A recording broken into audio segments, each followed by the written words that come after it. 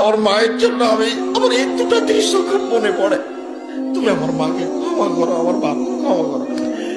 আমার বাপ যখন আমাকে আগাতে আসতো, ফিরে যাওয়ার সময় দুই চোখের পানি ঝরঝর করে ঝরত। আমার মারছে, আমার বাপ নরম মানুষ। আমার মা আমাকে বাড়ি থেকে বের করার পরে যত ফকির দেখতেন, ফকিরের হাতে ভিক্ষা দেওয়ার পরে বলতেন, আমার ছেলেটা বাইরে আছে, দোয়া করিও। এটাই ছিল আমার মায়ের কথা। আমার বাপ বাংলা অক্ষরও ভালো চিনতেন না, আরবি বাংলা অক্ষর চিনতেনই না, আরবি অক্ষর ভালো চিনতেন না। আমার আব্বা আরবি অক্ষর চিনতেন। শুধু ফকির মিসকিনকে ভিক্ষা দেওয়ার সময় দোয়া করার জন্য বলতেন। আমি বলেছি, আমার মা যখন আমাকে পাঠায় পশ্চিমে, খালি বলতে যে পশ্চিম গেলে, উত্তরপ্রদেশ গেলে বড় আলেম হওয়া যায়। পশ্চিম উত্তর মানে, উত্তরপ্রদেশ মানে মৌলানা ইউসুফ মাদানি, উর্দু ভাষায় যিনি বক্তব্য দিলেন, ইনি হচ্ছেন জামিয়া সালাফে বানারস, উত্তরপ্রদেশ। এই এলাকাতে গেলে, পড়তে গেলে নাকি বড় মৌলানা হওয়া যায়। এটা আমার মা বলতেন, যে লাঠি পাগড়ি পাওয়া যায়। আমার মা আমাকে প্রথম দিন সাথে করে নিয়ে গেছিলেন পড়তে পাঠানোর জন্য। আমার মা চলে যাওয়ার পরে আমার ওই দৃশ্যটা খুব মনে পড়ে। যেদিন আমি দেশ ছেড়ে ইন্ডিয়া চলে যাই, সেদিন আমি সকালে বলেছিলাম, মা আমি ইন্ডিয়া চলে গেলাম।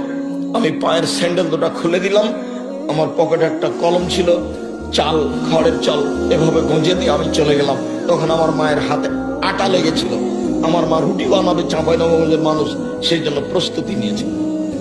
আমার মা আমাকে বলছে, যাইস না, পুলিশে ধরে নেবে, পুলিশে ধরে নেবে, মারবে, যাস না।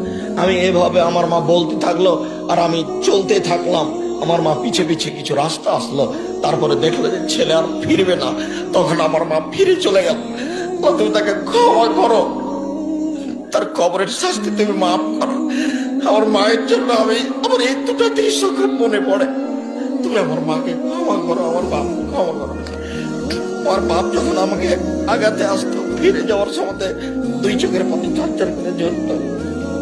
আমার মারছে, আমার বাপ নরম মানুষ। আমার মা খুব শক্ত মানুষ বাড়ি থেকে পাঠানোর ব্যাপারে। আমি একদিন প্রতিষ্ঠান যাব না বলে নদীতে সাঁতার দিয়েছি, অনেকক্ষণ দেরি করে এসেছি। আমার মা ভাত রান্না করে রেডি করে নিয়ে বসে আছে। তো বলছে, আমাকে খাইয়ে নিয়ে বের হ, তুমি আজকে যাবো না। না, যেতে হবে। না, যা, আজকে যেতে হবে। না, যাব না। তো আমি খেতে বসেছি, যখন বারবার বলছে যেতে হবে, তখন আমি বলছি ভাত খাবো না। খাস না। এবার আমি উঠে গেছি, উঠে গিয়ে ব্যাগ নিয়ে বের হচ্ছি। বলে টাকা নেই। তো আমি টাকা নিবো না। বলে নিস না, তুই যা। খেলামও না, টাকাও নিলাম না, বের হয়ে